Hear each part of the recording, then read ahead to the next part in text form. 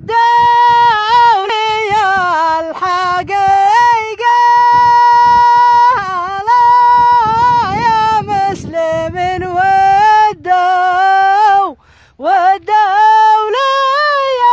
الحقيقة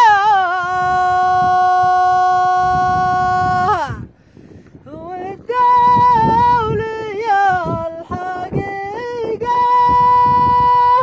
لا مذيب هذا الروحة روحة على حبيبه